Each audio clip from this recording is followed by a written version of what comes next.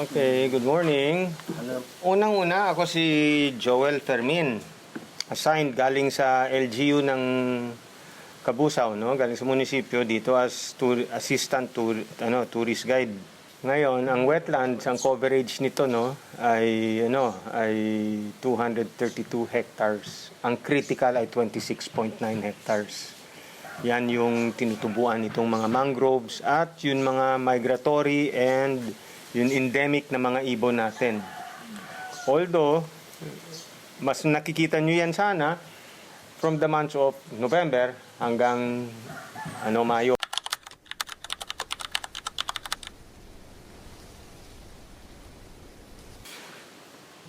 It is, bahay siya para sa migratory birds and rare species natin, no? Mas lalo na yung Philippine duck. Ang hirap nga sa Philippine duck kasi ang hirap na basta-basta ng bantayan o makikita mo yung mga activities nila. Kasi dinadaanan niya ng mga baroto, ng mga bangka, nadidistorbo sila dyan. At saka isa pa, most important is yung pagtutubo ng mangroves. Kasi anti-baha yan. Anti-baha, anti-maliit na tsunami. Ang prevention niyan ay hindi kaagad na papupunta sa dagat ang lupain natin dahil dyan.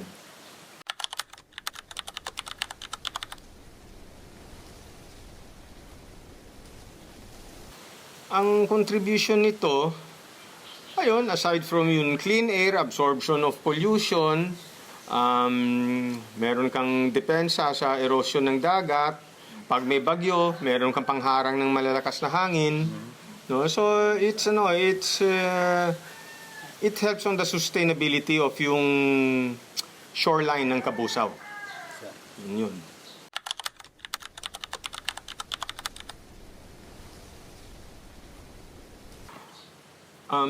Sa isang taon ko po rito, ang pumalit ay ang tides. Dati, hindi naman masyado mataas ang tubig rito.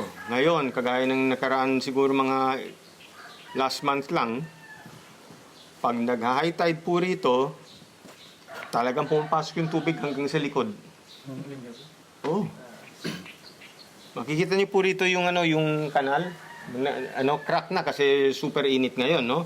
Pero yung nakaraan na buwan, tubig dyan, tubig dito, tubig dyan sa likod. Matubig talaga. Wetland talaga. Yan ang lagay. Oo. So, yan nga yung nagkukwento kami ni Sir Abner. Yan na yung climate change. Siguro, pagtutunaw ng ice caps sa poles natin, siyempre, maging tubig yan, aangat ngayon. At saka, isa rin, mapapansin nyo rito, mas mainit. Maski maraming puno, maraming mangroves, mas mainit.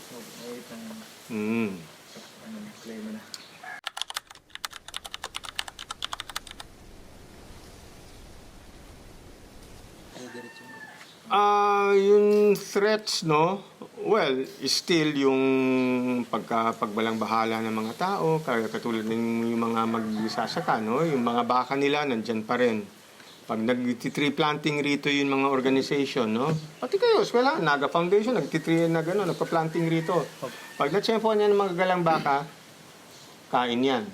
Mahirap rin naman kalabanin naman magsasaka rito, Alam mo naman. No?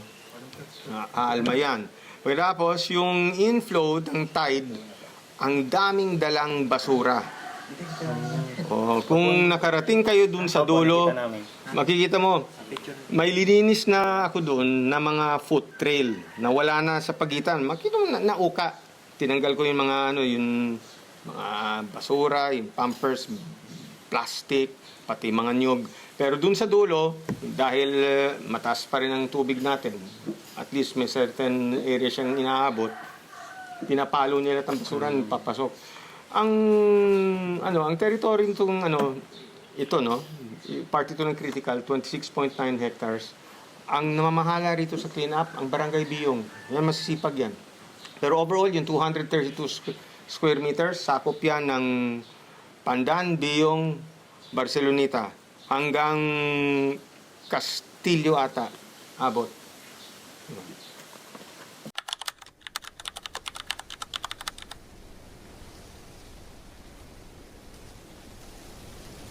Yes. Opo. Yan yung cause ng temporary flooding ng areas na hindi naman na binabaha. Pero dahil yan na nga, mataas na ang tide. Pagkatapos bumilog pa yung buwan. Hila ng gravity ng buwan. Yan na. Wetlands na naman to. Mabuti nga pagbisita nyo, tuyong-tuyo. Opo. Pero nakaraan na buwan, basang-basa dyan. May tubig yan ha. At saka pagdating ng taob, talagang yan ang metro ko eh. Yung mga ugat dyan ng Bakawan, Opo. takip yan ng tubig. Tinatakpan yan. Dati hindi naman. Konti lang yan. Kung ngayon, tingnan mo yung basa, halos takip na yung mga ugat.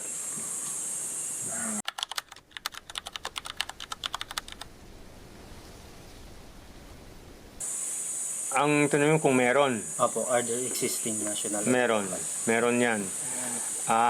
Yun lang, kailangan ng more support. Kasi yan na nga, tamo yung baka. Di naman na pagsasabihan yun na may-ari ng mga baka. Pag-alagala yan dyan. Kasi pag yan yung boundary, itong access road, kabila niyan, sakahan na, palayan na. Hindi namin mahawakan yan.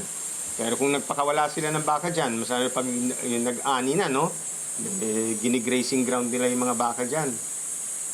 Nakakalampas. Dati nga, nakakarating yun dito. Ngayon, medyo, ito na lang kasi yung daanan, yung tulay. Dadaan sila dyan sa may sapa. Hindi naman nila kaya kasi lulubog sila dyan.